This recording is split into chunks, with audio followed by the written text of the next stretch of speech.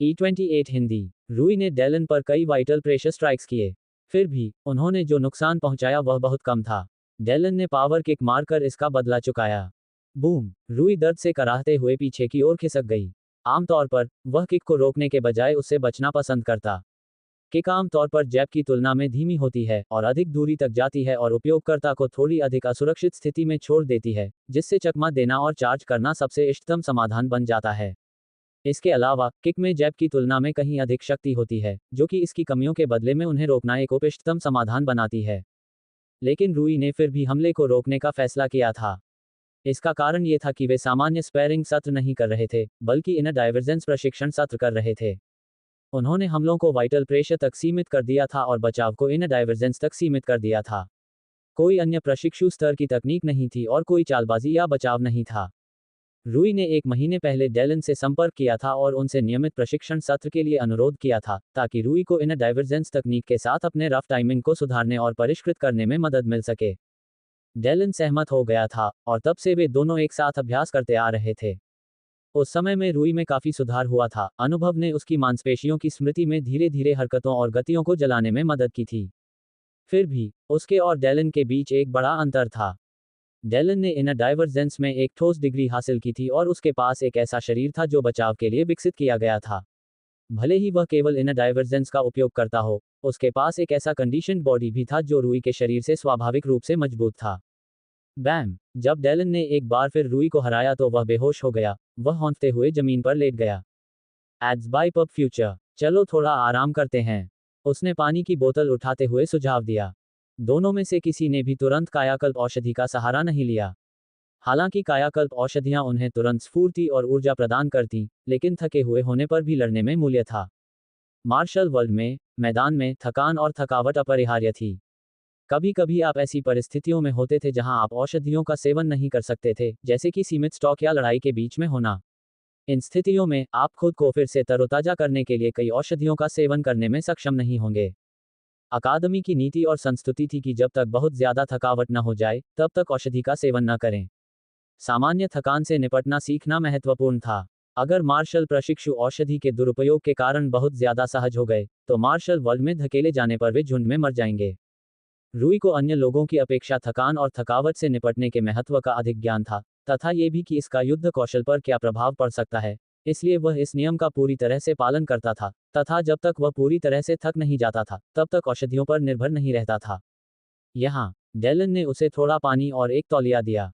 धन्यवाद, रूई ने स्वीकार किया। वहां थोड़ी अजीब सी खामोशी छा गई, क्योंकि रूई को एहसास हुआ कि उसके पास डेलन से बात करने के लिए ज्यादा कुछ नहीं है। वह शुरू में एक पारस्परिक परिचित था, क्योंकि रूई ने मिशन में उसे बेहतर तरीके से जाना था, हालांकि मुश्किल से। आपने आंतरिक विचलन में कितने समय पहले महारत हासिल की थी? उन्होंने सहजता से पूछा। इस साल अकादमी में प्रवेश लेने से कुछ ही समय पहले, उन्होंने उत्तर दिया। इसमें महारत हासिल करने में आपको कितना समय लगा? उन्होंने कहा, मुझे लगता है कि आधे साल से भी कम समय लगेगा। आप कितने समय से मार्शल अप्रेंटिस हैं? रूई ने आश्चर्य से पूछा। 2 साल, उन्होंने कहा। जब मैं 15 साल का था, तब मैंने सफलता प्राप्त की। ये बहुत अच्छा है, रूई ने कहा। अकादमी के मानकों के अनुसार हो सकता है, लेकिन मार्शल समुदाय के मानकों के अनुसार यह उतना प्रभावशाली नहीं है। सचमुच? रूई ने आश्चर्य से पूछा। डेलन ने सिर हिलाया। 15 ठीक है, 14 तो और भी ज्यादा, जब फे ने सफलता प्राप्त की। उसने खुलासा किया। लेकिन 11 की उम्र में सफलता प्राप्त करना वास्तव में विशेष माना जाता है, जैसे कि इन्हें किया था। वह मार्शल समुदाय में अच्छी तरह से जाना जाता है। जब आप मार्शल समुदाय कहते हैं तो क्या आपका मतलब कंदरिया के मार्शल परिवारों से है? डेलन ने सिर हिलाया। बहुत से मार्शल आर्टिस्ट हैं, उनमें से बहुत से अपने मार्शल कौशल के कारण अमीर बन जाते हैं और अपने नाम से परिवार बनाते हैं और कई बार उनके वंशज उनके रास्ते पर चलते हैं। बहुत से प्रमुख मार्शल परिवार जिनमें बहुत से मार्शल आर्टिस्ट या महत्वाकांक्षी मार्शल आर्टिस्ट हैं, वे अतीत के प्रमुख मार्शल आर्टिस्ट, महान मार्शल ऋषियों और मार्शल मास्टर्स और यहां तक कि वरिष्ठों द्वारा बनाए गए थे। मार्शल समुदाय ऐसे परिवारों से बना है।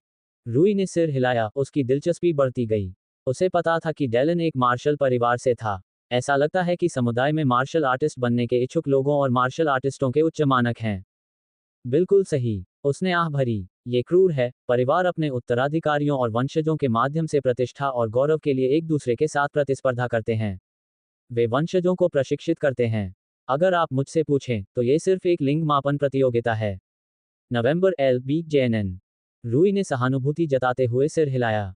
उसे मार्शल आर्ट बहुत पसंद था, लेकिन उसे यह बिल्कुल भी पसंद नहीं था कि उसका परिवार उसे रेसिंग के घोड़े की तरह समझे, जो उनके लिए जीत सकता है, न कि एक ऐसे परिवार के सदस्य की तरह जिससे वे प्यार करते हैं। ये तो बहुत ही कठोर लगता है। उसने सिर हिलाया। वह अक्सर मार्शल परिवारों से आए अपने दोस्तों को ईर्ष्या से देखता था क्योंकि उनके पास जीवन भर के लिए बहुत सारे संसाधन और प्रशिक्षण उपलब्ध थे। वह अक्सर सोचता था कि अगर वह मार्शल ऋषि का बेटा होता तो कितना मजबूत होता। अब जाकर उसे एहसास हुआ कि वह इस मामले को बहुत ज्यादा रोमांटिक बना रहा था। वह जानता था कि केन अपने परिवार से बहुत नफरत करता था और अपनी मां से मिलकर उसने ये साफ कर दिया था कि ऐसा क्यों है। फिर भी उसने सोचा कि यह भुगतान के लायक था। अब वह निश्चित नहीं था। दूसरी तरफ घास हमेशा हरी होती है, उसने सोचा, जब वह डेलन के शब्दों पर विचार कर रहा था। आपने कहा कि परिवार एक दूसरे से प्रतिस्पर्धा करते हैं। रूई ने उत्सुकता से पूछा। आपका क्या मतलब है? बेशक, वहां एक क्षेत्र है। उन्होंने कहा, आपके वंशज का उच्च क्षेत्रों में पहुंचना एक बड़ा प्लस पॉइंट है। वहां ग्रेड, मिशन रिकॉर्ड और उपलब्धियां हैं। उन्होंने कुछ देर रुककर कहा, इसके अलावा कैंड्रियन मार्शल फेस्टिवल भी है। रूई के कान उन शब्दों को सुनकर खड़े हो गए। रूई को कैंड्रियन मार्शल फेस्टिवल के बारे में कुछ भी पता नहीं था। कैंड्रियन मार्शल फेस्टिवल 1 महीने तक चलने वाला मार्शल आर्ट को समर्पित उत्सव था। हालांकि यह उत्सव सामान्य त्योहारों से बिल्कुल अलग था। एक बात यह है कि इसमें सामान्य तरह के उत्सव नहीं होते थे। यह उत्सव पूरे देश की मार्शल कला को प्रदर्शित करने और उसका प्रदर्शन करने के लिए समर्पित था। इस उत्सव की विशेषता सभी स्तरों और आकारों के असंख्य मार्शल टूर्नामेंट थे, जो कैंड्रियन साम्राज्य के लिए एक धमाकेदार और रोमांचक महीना बनाते थे। हालांकि यह एक ऐसा उत्सव था जो हर 5 साल में एक बार आयोजित किया जाता था। ये निर्णय शाही परिवार और मार्शल यूनियन ने कई कारणों से लिया था। सबसे पहले, मार्शल आर्टिस्ट कार्यबल शाही परिवार और विशेष रूप से मार्शल यूनियन के लिए अत्यंत महत्वपूर्ण था। मिशनों को पूरा करना आर्थिक और राजनीतिक रूप से अत्यंत आवश्यक था। मार्शल आर्टिस्ट ने न केवल मार्शल यूनियन को बनाए रखा, बल्कि पूरे साम्राज्य को एक साथ रखने में भी योगदान दिया। शाही परिवार और मार्शल यूनियन के लिए कई स्तरों पर मार्शल कर्मचारियों को हर वर्ष एक पूरे महीने के लिए काम बंद करने की अनुमति देना संभव नहीं था। एक प्रणाली के रूप में राष्ट्र टूटने लगेगा और मार्शल यूनियन की आय में उल्लेखनीय गिरावट आएगी। इस प्रकार, उन्होंने इसे 5 वर्ष तक सीमित रखने का निर्णय लिया। 5 वर्ष का समय लाभ को हानि से अधिक करने के लिए पर्याप्त था। कैंड्रियन मार्शल फेस्टिवल से जुड़ी सकारात्मकता उन साधनों में से एक थी जिसके द्वारा शाही परिवार और मार्शल यूनियन ने सुनिश्चित किया कि समाज के एक वर्ग के रूप में मार्शल आर्टिस्ट साम्राज्य और उसके लोगों से बहुत अधिक अलग न हो जाएं। यह एक ऐसा साधन था जिसके द्वारा इसका उद्देश्य मार्शल आर्टिस्ट को प्रोत्साहन या लाभ या व्यवहारिकता के माध्यम से नहीं, बल्कि कुछ हद तक देशभक्ति की भावना के माध्यम से बांधना था। बेशक, यह उच्च क्षेत्रों के अनुभवी मार्शल कलाकारों के खिलाफ लगभग पूरी तरह से अप्रभावी था। हालांकि, निचले क्षेत्र के युवा मार्शल कलाकारों, विशेष रूप से मार्शल प्रशिक्षुओं के लिए ऐसा नहीं कहा जा सकता था। मार्शल आर्टिस्ट आबादी में मार्शल अप्रेंटिस की हिस्सेदारी करीब 90% थी। मार्शल आर्टिस्ट की बड़ी संख्या के कारण वे कई मायनों में मार्शल आर्टिस्ट का सबसे महत्वपूर्ण क्षेत्र थे। मार्शल फेस्टिवल, साम्राज्य के साथ मार्शल आर्टिस्ट आबादी के अधिक लचीले युवाओं के बीच सांस्कृतिक एकीकरण सुनिश्चित करने का एक तरीका था। ये नागरिक आबादी और मार्शल कलाकारों के बीच किसी भी वर्ग संघर्ष को कम करने का एक तरीका भी था। आखिरकार, मार्शल कलाकार निस्संदेह विशेषाधिकार प्राप्त और धन्य थे कि उनके पास वह विशुद्ध शक्ति थी जो उनके पास थी। ईर्ष्या, जलन और आक्रोश से पैदा हुई मार्शल विरोधी भावना का पनपना असामान्य या विशेष रूप से असंभव नहीं था। यह उससे भिन्न नहीं था जैसा गरीब लोग अमीरों के बारे में महसूस करते थे। अपनी उपलब्धियों का जश्न मनाकर और मार्शल आर्ट की जरूरत पर जोर देकर, वे टकराव को कम से कम रख सकते थे। इससे ये भी मदद मिली कि मार्शल यूनियन ने कैंड्रियन साम्राज्य की सीमाओं के भीतर निजी तौर पर कमीशन किए गए आक्रामक वर्ग मिशनों को स्वीकार नहीं किया। इसका मतलब यह है कि मार्शल आर्टिस्ट कैंड्रियन साम्राज्य के नागरिकों को चोट पहुंचाने और मारने के लिए इधर उधर नहीं भागते थे। साधारण औसत नागरिक ने ज्यादातर मार्शल कलाकारों को रक्षा श्रेणी मिशनों में लोगों की रक्षा करते और शिकार वर्ग मिशनों के माध्यम से लोगों की रक्षा करते देखा है। या रॉयल कमीशन के दौरान कानून को लागू करना। कैंड्रियन मार्शल फेस्टिवल में मार्शल परिवार एक दूसरे से प्रतिस्पर्धा करते हैं। रूई ने पूछा, ये समझ में आता है? यह मेरे दिमाग में नहीं आया। इसकी सार्वजनिक घोषणा नहीं की गई है। मुझे उम्मीद नहीं है कि मार्शल समुदाय के बाहर किसी को इसके बारे में पता होगा। डेलन ने समझाया, मार्शल परिवार अक्सर अपने वंशजों को उच्च प्रदर्शन के लक्ष्य के साथ प्रशिक्षित करते हैं। हाँ, ऐसा लगता है कि यह बेकार है, रूई ने टिप्पणी की। कैनरियन मार्शल फेस्टिवल हमेशा मज़ेदार रहा है, जब से मैंने इसे 2 बार अनुभव किया है, लेकिन इसके लिए 5 साल पहले से प्रशिक्षित होना अनुभव को बर्बाद कर देगा। केन को मार्शल फेस्टिवल से नफरत है, तुम्हें पता है। डेलन हंसा। वह मार्शल समुदाय में मौजूदा वंशजों में जीत के लिए पसंदीदा में से एक है। नवंबर LBJNN। मैं समझ गया, रूई ने बड़बड़ाते हुए कहा। केन ने मुझे इस सब के बारे में कभी नहीं बताया। वह वास्तव में इससे नफरत करता है और इसके बारे में बात करना भी नापसंद करता है, हम में से ज्यादातर लोगों से भी ज्यादा। डेलन ने आह भरी। त्योहार भी बहुत दूर नहीं है, वह इसमें भाग लेने से बचने के लिए कुछ भी करने को तैयार है। रूई, एक तो इंतजार नहीं कर सकता था। कैनरियन मार्शल फेस्टिवल उसके पूरे जीवन में सिर्फ 2 बार हुआ था, एक बार जब वह 18 साल का था और दूसरी बार जब वह 5 साल का था और तीसरी बार जब वह 10 साल का था। दोनों बार वह बहुत छोटा था और स्थानीय उत्सव में भाग लेने के लिए हाजिर आए वयस्कों और किशोरों के साथ शामिल नहीं हो सका। उन्होंने कभी नहीं सोचा था कि मार्शल फेस्टिवल का अनुभव उन्हें पहली बार तब मिलेगा जब वह स्वयं मार्शल आर्टिस्ट बन चुके होंगे। न केवल शहर या क्षेत्र, बल्कि संभवतः पूरे देश के मार्शल आर्टिस्टों के साथ संभावित प्रतिस्पर्धा के विचार ने रूई के दिमाग में एक अत्यंत रोमांटिक तस्वीर पैदा कर दी। कैनरियन मार्शल फेस्टिवल 1 साल से भी कम समय में है ना? रूई ने उत्साह से पूछा। हाँ, डेलन ने उसकी ओर देखा। क्या तुम भाग लेने का इरादा रखते हो? बेशक, रूई ने दृढ़ता से कहा। मैं क्यों नहीं करूंगी? मुझे नहीं लगता कि आप प्रसिद्धि की परवाह करते हैं, डेलन ने टिप्पणी की, या फिर आप जीतने से मिलने वाले मौद्रिक पुरस्कारों में रुचि रखते हैं। रूई ने नाक भान सिकोड़ी। उसे इस बात की परवाह नहीं थी कि उन्होंने इसे नरक तक महिमामंडित किया या नहीं, या फिर उन्होंने उसे करोड़पति बनाया या नहीं।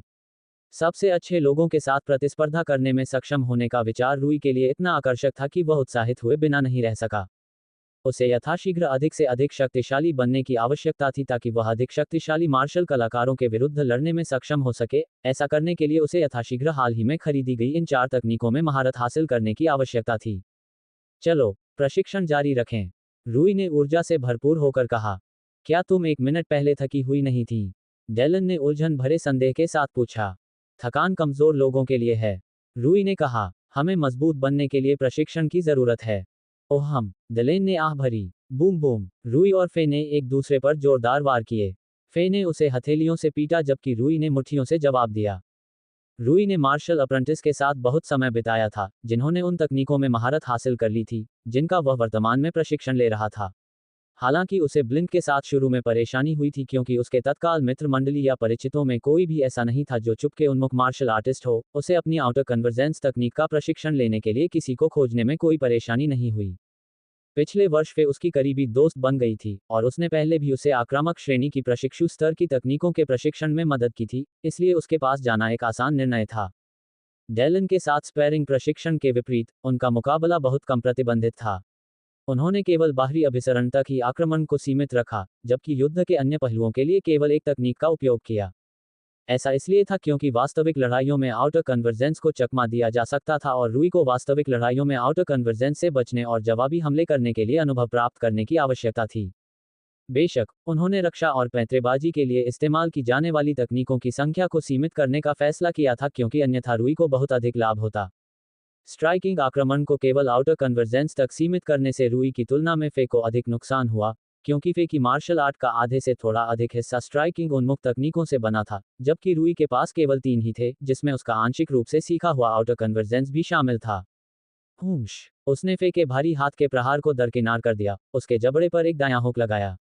फे ने बिना किसी हिचकिचाहट के कोहनी से प्रहार को रोका, रूई के हुक को दूसरी दिशा में मोड़ा और साथ ही अपनी उंगलियों से एक हैंड जैब तकनीक का इस्तेमाल किया। बैम, रूई ने मुंह बनाया और पीछे की ओर खिसकने लगा। यह नया है, उसने उत्सुकता भरी नजर से उसकी ओर देखा। कोहनी, हथेली से वार करने के बजाय हाथ से वार करना।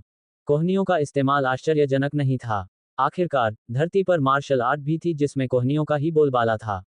थाईलैंड की पारंपरिक मार्शल आर्ट मुए थाई और म्यांमार की पारंपरिक मार्शल आर्ट सिलाट जैसी मार्शल आर्ट में हाथों से ज्यादा कोहनियों का इस्तेमाल किया जाता था। मय थाई में विशेष रूप से कोहनी का प्रयोग आक्रामक रूप से किया जाता था, जबकि सिलाट ने इसका प्रयोग रक्षात्मक और जवाबी आक्रमण के रूप में किया। पब फ्यूचर द्वारा विज्ञापन। हैरान हो गए, फे ने मुस्कुराते हुए कहा। मैं नजदीकी लड़ाई में सभी रेंज में अपनी मारक क्षमता को मजबूत करने की कोशिश कर रहा हूं। हथेली के हमले शक्तिशाली होते हैं लेकिन जहां तक रेंज की बात है तो उनमें सीमित लचीलापन होता है। इसलिए, मैंने हुकिंग एल्बो तकनीक सीखने का फैसला किया। यह एक मध्यम श्रेणी की जवाबी आक्रामक कोहनी केंद्रित तकनीक है जो मुझे खतरनाक रूप से नज़दीकी रेंज में भी विरोधियों के साथ बने रहने की अनुमति देती है। रूई समझ गई, मैं समझ गई, और हथेली से किए जाने वाले हमलों की रेंज बाहर की ओर खुली हथेली से किए जाने वाले हमलों से ज़्यादा होती है, जिससे आप कुछ हद तक लंबी दूरी के नज़दीकी क्वार्टर मुकाबले को बेहतर तरीके से संभाल सकते हैं। NO12 BigJan.C ओम। फे ने जवाब में सिर हिलाया और हमला करने से पहले अपनी सामान्य खुली हथेली वाली मुद्रा अपना ली। तस्क, नो चिल, रूई ने अंदर ही अंदर बड़बड़ाया क्योंकि उसने कई आउटर कन्वर्जेंस किक्स लगाए। पाव पाव पाव। जो व्यक्ति आक्रमण के लिए केवल अपनी भुजाओं का प्रयोग करता था, उसके विरुद्ध किक एक अच्छा हथियार था, क्योंकि टांगों की दूरी भुजाओं से अधिक होती है, इसलिए वह उस पर लगातार प्रभावी ढंग से आक्रमण कर सकता था, जबकि वह उस पर आक्रमण करने में असमर्थ थी। दुर्भाग्यवश, उसका बाह्य अभिसरण अभी भी बहुत दोषपूर्ण था, क्योंकि उसने अपने हमलों से उसके हमलों को आसानी से निष्प्रभावी कर दिया था। एक और समस्या जो उसे झेलनी पड़ रही थी, वह ये थी कि उसके किक के कारण चाल चलना मुश्किल हो जाता था, क्योंकि अक्सर उसका एक पैर हवा में रहता था, जिसका अर्थ था कि यदि फे उसके किक को संभाल लेती, तो वह उससे अधिक तेजी से दूरी कम कर लेती, जबकि रूई उसे बनाए रखने में सक्षम नहीं थी। बम बम बम, उसने ऐसा ही किया, वह पास आने में सफल रही और उसने हथेली से कई हमले किए। रूई ने उन्हें अपने स्वयं के आउटर कन्वर्जेंस से मिलान करने की कोशिश की, लेकिन तुलना में यह बहुत कमजोर था। बूम, वह एक साफ वार करने में सफल रही, जबकि रूई पीछे की ओर गिर गई। हफ, उसने सांस छोड़ते हुए कहा, यह बुरा नहीं था, यह वास्तव में उल्लेखनीय है, क्योंकि आप अन्य तकनीकों के साथ साथ केवल 2 महीने से ही प्रशिक्षण ले रहे हैं। उसने तारीफ की। पब फ्यूचर द्वारा विज्ञापन, धन्यवाद, लेकिन यह अभी भी बहुत कठिन है। उसने आलोचना की। आउटर कन्वर्जेंस के 2 तत्व हैं, प्रत्येक मांसपेशी समूह से व्यक्तिगत रूप से शक्ति प्राप्त करना और फिर अपनी सभी मांसपेशियों को सही तालमेल में सहयोग करके अपने प्रहार में उस शक्ति को संचित और अभिसरण करना। आप इन दोनों विभागों में कमजोर हैं। हाँ, मुझे पता है, रूई ने आह भरते हुए जवाब दिया।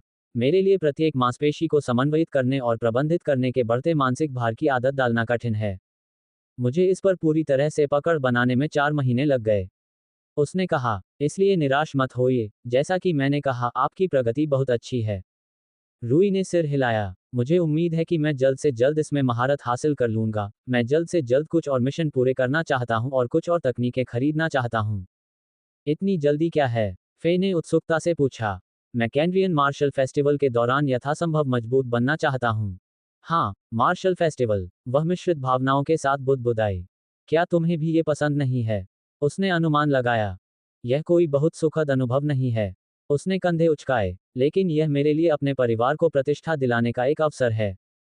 तो आप आखिरकार भाग लेने का इरादा रखते हैं?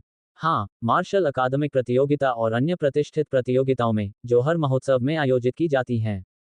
रुको, क्या अकादमी उत्सव के दौरान टूर्नामेंट भी आयोजित करती है? बेशक, वे करते हैं। उसने रूई की ओर एक अजीब नज़र डाली। कंड्रियन साम्राज्य के 29 राज्यों में 13 शाखाएं हैं। अकादमियां एक अंतर अकादमी टूर्नामेंट आयोजित करती हैं। प्रत्येक अकादमी अपने विवेक के अनुसार प्रतिनिधियों का चुनाव करती है और प्रतिनिधि एक बड़े टूर्नामेंट में एक दूसरे के खिलाफ प्रतिस्पर्धा करते हैं। विजेताओं को आमतौर पर अन्य चीजों के अलावा एक बड़ा क्रेडिट पुरस्कार मिलता है। रूई की आंखें चमक उठीं जब वह सर्वश्रेष्ठ खिलाड़ियों के साथ प्रतिस्पर्धा करने और भाग लेने के विचार से प्रसन्न था। क्या अन्य अकादमियों में मार्शल समुदाय के प्रमुख और शक्तिशाली वंशज हैं? रूई ने उत्साह से पूछा। हाँ, अब जब मैं इस बारे में सोचता हूं तो हमारे बैच और हमारे पहले और बाद के बैच में कुल मिलाकर मार्शल के वंशजों की संख्या बहुत अधिक है। ये टूर्नामेंट निश्चित रूप से एक विवादास्पद टूर्नामेंट होगा। रूई उन शब्दों को सुनकर उत्साह से भर उठी। वह पहले से ही महोत्सव के आने का इंतजार नहीं कर सकता था। सुना है कि केन एक पसंदीदा खिलाड़ी था, रूई ने कहा। क्या इसका मतलब यह है कि मार्शल समुदाय के वंशजों में से अन्य पसंदीदा खिलाड़ी भी उसके स्तर के हैं? फे ने सिर हिलाया। प्रतिभा के मामले में केन को मार्शल समुदाय के सभी वंशजों में शीर्ष 3 में माना जाता है। हालांकि वह सबसे प्रतिभाशाली नहीं है। रूई की आंखें उन शब्दों को सुनकर खुली की खुली रह गईं। तुम मुझे बता रहे हो कि केन से भी ज्यादा प्रतिभाशाली कोई है? रूई को इस बात पर यकीन करना मुश्किल लगा। केन ने 11 साल की उम्र में ही सफलता हासिल कर ली थी और वह इतना प्रतिभाशाली था कि रूई की सभी खूबियों के बावजूद वह आसानी से रूई के बराबर था। हाल ही तक, केन उससे भी ज्यादा ताकतवर था। रूई को यकीन था कि अगर केन को मार्शल आर्ट से उतना ही प्यार होता जितना उसे है, तो वह और भी ऊंचाइयों पर पहुंच सकता था। फे ने सिर हिलाया। उसका नाम फियोना है। फियोना रोशेम, माननीय ग्रैंडमास्टर सेज डैमियन की पोती। माननीय संत डेमियन की पोती, जो कैंड्रियन मार्शल यूनियन में सभी अकादमियों के ग्रैंड मास्टर थे, ने अपनी वंशावली को कायम रखा। वह कितनी मजबूत है? रूई ने चमकती आंखों से पूछा। मैंने उसे लगभग 2 साल से नहीं देखा है, मुझे नहीं पता कि वह वर्तमान में कितनी मजबूत है। फे ने जवाब दिया। लेकिन वह मजबूत है। मैंने उससे 2 साल बड़ा होने के बावजूद हमारे किसी भी मुकाबले में उसे एक बार भी नहीं हराया है। वह शायद हमारी पीढ़ी की सबसे मजबूत मार्शल अप्रेंटिस है। अरे, तुम मुझे मार डालोगी, रूई ने शिकायत की। फे जितना ज्यादा इस लड़की के बारे में बोलता गया, उतना ही वह कैंड्रियन मार्शल फेस्टिवल के आने का बेसब्री से इंतजार करने लगा। इतनी जल्दी मत करो, अपने आप पर काबू रखो। फे ने निराशा भरी नजर डाली। अभी भी कुछ समय बाकी है, और जिस तरह से तुम अभी हो, तुम शायद उसे हरा नहीं पाओगे। उससे लड़ना भूल जाओ, तुम ये सुनिश्चित नहीं कर सकते कि तुम प्रतिनिधि के रूप में चुने जाओगे। उसकी मार्शल आर्ट कैसी है? रूई ने उत्सुकता से पूछा। फे ने कहा, वह एक आदर्श ऑलराउंडर हैं। एड्स बाय पब फ्यूचर। आह, वह हर काम में निपुण है, लेकिन किसी काम में माहिर नहीं है। रूई ने सोचा। नहीं, फे ने अपना सिर हिलाया। वह हर काम में माहिर है और हर काम में माहिर है। रूई में एक बार फिर उत्साह की लहर दौड़ गई, क्योंकि फे ने यह दृश्य देखकर अपना सिर हिलाया। अगर फे उसके बारे में इतनी अच्छी बातें कर रहा है, तो वह कुछ और ही होगी। रूई ने सोचा। सभी क्षेत्रों में माहिर। अगर सच में ऐसा था, तो रूई ने जल्दी ही अनुमान लगा लिया था कि अब उसके पास कोई मौका नहीं है। वह जानता था कि वह किसी एक विशेष क्षेत्र में माहिर होने से बहुत दूर था। वह मुश्किल से सभी क्षेत्रों में औसत से ऊपर बनने में कामयाब रहा था, जो कि निराशाजनक नहीं था, क्योंकि अधिकांश मार्शल अप्रेंटिस एक या दो विशेष क्षेत्रों में औसत बनने में कामयाब हो सकते हैं। लेकिन अपने पोषण टॉलरेंस चीट कोड की बदौलत वह विश्वसनीय गति से पीसने और मजबूत होने में कामयाब रहा था। फिर भी वह सभी ट्रेडों का मास्टर होने के करीब भी नहीं था। उसे आश्चर्य हुआ कि उसे उसके स्तर तक पहुंचने में कितना समय लगा होगा।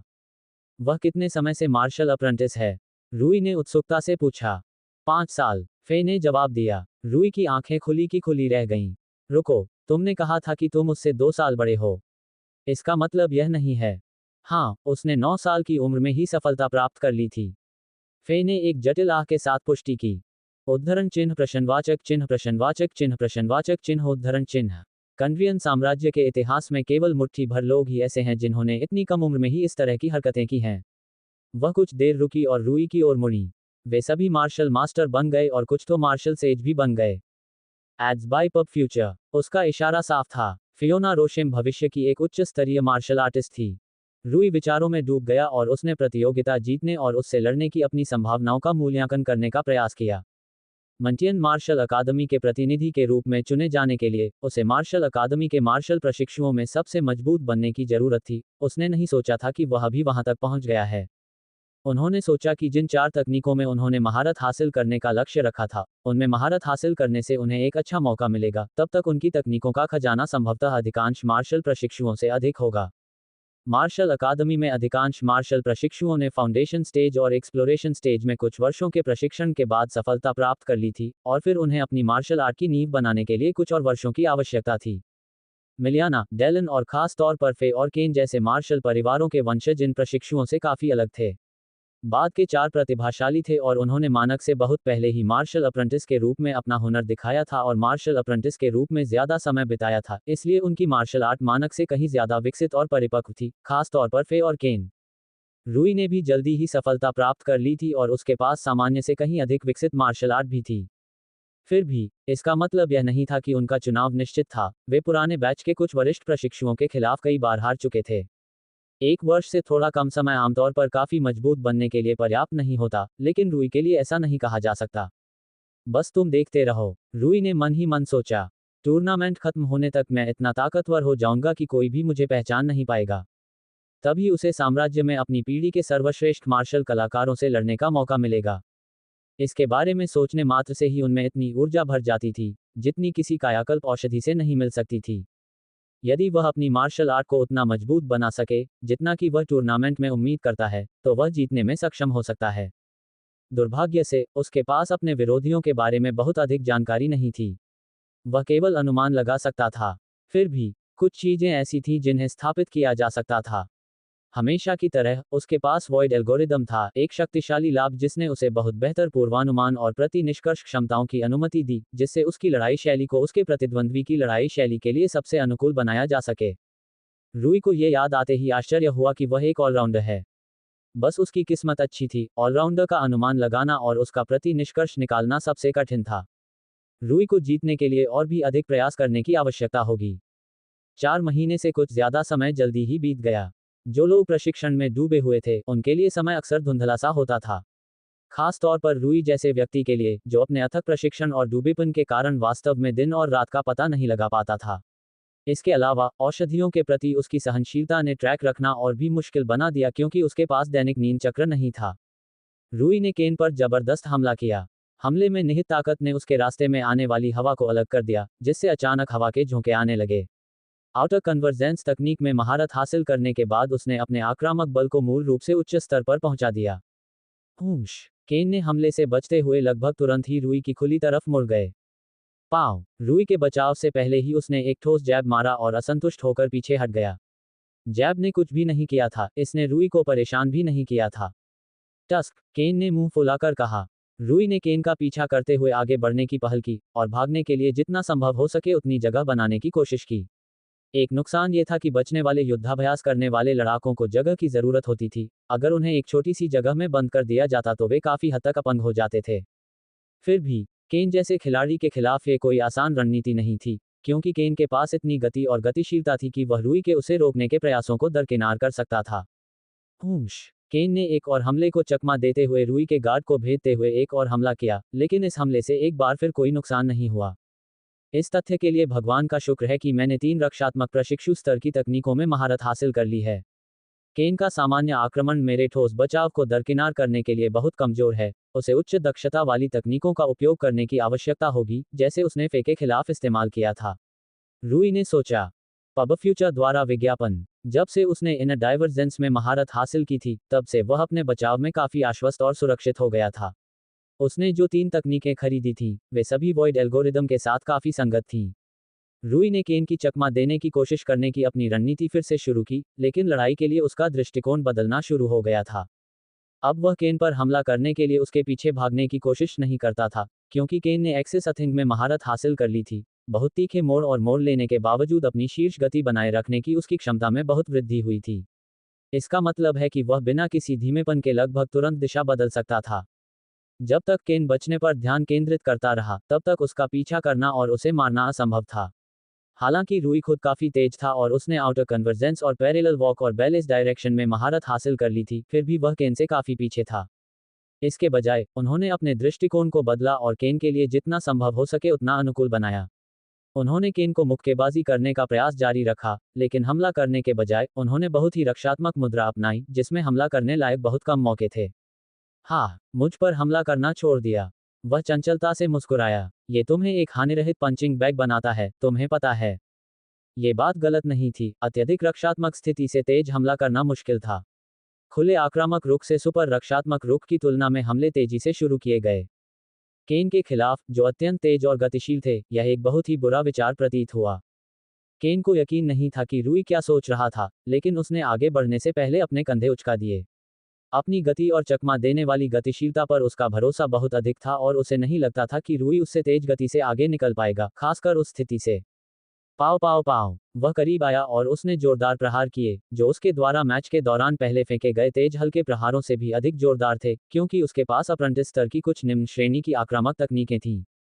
जब उसने देखा कि रूई ने जवाबी हमला करने की जहमत नहीं उठाई, तो उसने रूई की सुरक्षा में एक छोटे से छेद से एक वजनदार वार किया, उसकी गर्दन पर निशाना साधा, और रूई को एक ही वार में खत्म करने की कोशिश की, जो उसकी सामान्य लड़ाई शैली से अलग था। उसने ऐसा इसलिए किया क्योंकि वह जानता था कि जैसे जैसे लड़ाई आगे बढ़ेगी रूई मजबूत होता जाएगा। वह अपने विरोधियों से बेहतर तरीके से निपटने के लिए अपनी स्थिति, समय और तकनीकों के इस्तेमाल के साथ साथ पूरी लड़ाई के दौरान सामान्य कार्रवाई और रणनीति में बदलाव करेगा।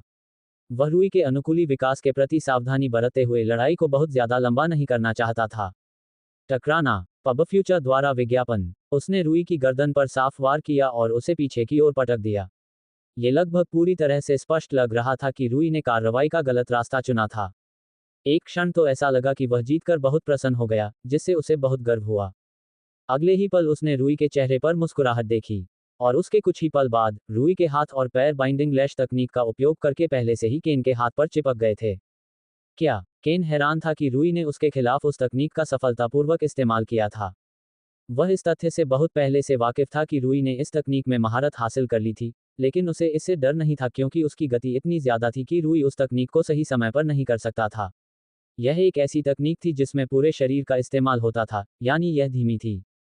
केन जैसे बेहद तेज विरोधियों के खिलाफ इसका इस्तेमाल करना व्यवहारिक रूप से असंभव था जब तक कि कोई चमत्कारिक सटीकता के साथ निष्पादन का समय न तय कर ले। उसने मुझे कैसे पकड़ लिया? केन ने सोचा कि वह लॉक से बाहर निकलने के लिए संघर्ष कर रहा था, लेकिन इसका कोई फायदा नहीं हुआ। रूई उससे कहीं बेहतर ग्रैपलर था। उसने शिफ्टिंग सिलहूट का इस्तेमाल किया, जो उसकी एकमात्र रक्षात्मक ग्रैपलिंग तकनीक थी, जिससे केन के रूई पर हमला करने के सभी प्रयासों को कुचल दिया गया, जबकि केन के जोड़ों पर बहुत अधिक दबाव डाला गया। ठीक है, तुम जीत गए। केन ने जमीन पर थपथपाया। रूई ने राहत की सांस ली और केन को जाने दिया। हे, लगता है मैं जीत हासिल करने में कामयाब हो गया। रूई ने हंसते हुए कहा। अच्छा मुकाबला था। तुमने मुझे कैसे पकड़ लिया? केन ने शिकायत की। मुझे पता है कि तुम कोई विशेषज्ञ पहलवान नहीं हो जो नियमित रूप से उस तकनीक को इतनी अच्छी तरह से सीख पाओ। तुम सही हो। रूई ने सिर हिलाया। मैंने समय का ध्यान रखा क्योंकि मैंने पहले ही अनुमान लगा लिया था कि तुम क्या करने वाले हो, क्योंकि तुम्हारे पास स्ट्राइकिंग के विकल्प सीमित हैं। केन ने असमंजस में अपना सिर झुका लिया। रूई ने कहा, एक बंद रक्षात्मक रुख में एक खुले आक्रामक रुख की तुलना में कम उद्घाटन और छेद होते हैं। एक साफ स्ट्राइक लगाने के आपके विकल्प बहुत सीमित और कम संख्या में थे, जिससे यह अनुमान लगाना आसान हो गया कि आप कौन सा विकल्प चुनेंगे। यह एक सिक्का उछालने और एक पासा फेंकने के बीच के अंतर जैसा है। सिक्का उछालने की भविष्यवाणी की संभावना 50% थी, लेकिन चावल की गुड़िया की भविष्यवाणी की संभावना केवल छठा भाग थी। ऐसा इसलिए था क्योंकि सिक्के उछालने की तुलना में पासा उछालने में अधिक विकल्प थे, जिससे सिक्के उछालने की तुलना में पासा उछालने की भविष्यवाणी करना अधिक कठिन हो गया। रूई ने अपने रुख पर इस सिद्धांत को लागू किया था, केन को साफ हमले करने के लिए कम अवसर देकर, वह यह अनुमान लगाना आसान बना सके कि केन कौन सा विकल्प चुनेंगे। केन बड़बड़ाया जबकि रूई उसकी खिल्ली उड़ाते हुए हंसने लगा।